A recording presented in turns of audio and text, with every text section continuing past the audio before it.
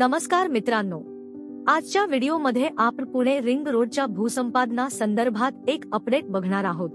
या प्रकल्पाच्या भूसंपादनासाठी 10,000 कोटी पैकी 3,500 कोटी MSRDC कडे प्राप्त झाले असून आता कोणत्या महिन्यापर्यंत भूसंपादनाचे काम हे पूर्ण होणार आहे आणि पुणे रिंग रोडच्या प्रत्यक्ष कामाला कधीपासून सुरुवात होणार आहे याविषयी संपूर्ण माहिती आज आपण बघणार आहोत। मित्रांनो, व्हिडिओमध्ये पुढे जाण्याआधी आपण जर आपल्या चॅनलवर नवीन असाल तर चॅनलला सबस्क्राइब करायला विसरू नका। या आपल्या चॅनलवर असेच अपडेट येत असतात तेव्हा चॅनलला नक्की सबस्क्राइब करा आणि आपण आपल्या टेलिग्रामला लवकर जॉईन व्हा। त्या ठिकाणी अशी माहिती आपण टाकत असतो, त्याची लिंक ही डिस्क्रिप्शन मध्ये दिलेली आहे। मित्रांनो, पुणे रिंग रोड बाबत MSRDC चे कार्यकारी अभियंता राहुल वसईकर यांनी दिलेल्या माहितीनुसार पुणे रिंग रोडचे काम हे ऑक्टोबर महिन्यापासून प्रत्यक्षात सुरू होणार आहे। तसेच वसईकर यांनी सुरुवातीला या प्रकल्पाचा नाशिक नगर व सोलापूर महामार्गाला जोडणारा भाग बांधला जाणार आहे असं सांगितलं। खरं पाहता पुणे रिंग रोड प्रकल्पाच्या भूसंपादनासाठी 10,000 कोटीहून अधिकची गरज भासणार आहे। अशा परिस्थितीत या प्रकल्पासाठी हुडको कडून 10,000 कोटी रुपयांचे कर्ज घेतले जाणार आहे। यासाठी शासनाने हमी देखील दिली आहे। या 10,000 कोटी रुपयांपैकी 3,500 कोटी रुपये हुडकोच्या माध्यमातून महाराष्ट्र राज्य रस्ते विकास महामंडळाकडे प्राप्त झाले आहेत। यामुळे आता भूसंपादनाच्या कामाला वेग येणार आहे। पुणे रिंग रोड मध्ये बाधित होणाऱ्या शेतकऱ्यांना आता लवकरात लवकर मोबदला मिळण्याचा मार्ग देखील मोकळा होणार आहे। आम्ही आपल्या माहितीसाठी सांगू इच्छितो की या रिंग रोड प्रकल्पासाठी पुणे जिल्ह्यातील एकूण 78 गावात भूसंपादनाचे काम प्रगती पथावर आहे।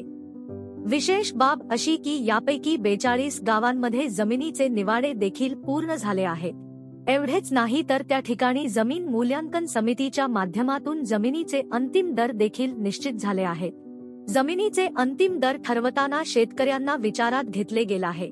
विशेष बाब म्हणजे उर्वरित गावांमध्येही लवकरात लवकर जमिनीचे निवाडे हे पूर्ण होणार आहेत।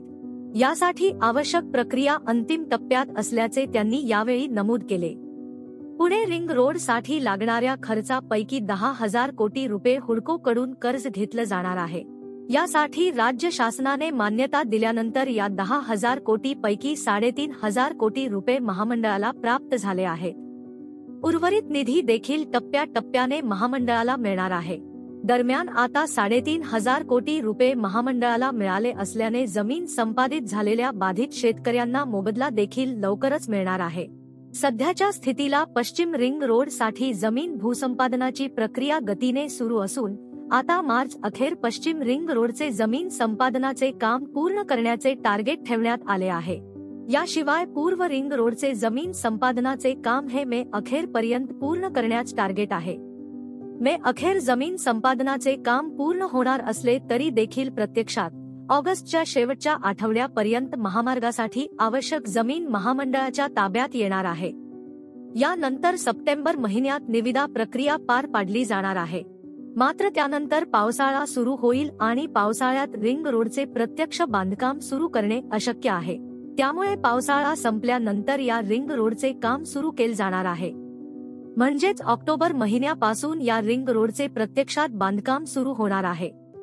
पुणे रिंग रोड साठी 10,520 कोटी रुपये भूसंपादनासाठी लागणार आहेत।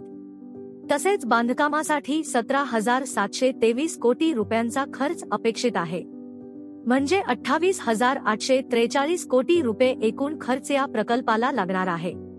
निश्चितच भूसंपादनासाठी आवश्यक निधीची तरतूद झाली असल्याने भूसंपादनाच्या कामाला आता गती लाभली असून लवकरात लवकर या प्रकल्पासाठी आवश्यक भूसंपादन होणार असून प्रत्यक्ष काम देखील लवकर सुरू करण्याचा मानस महामंडळाचा आहे।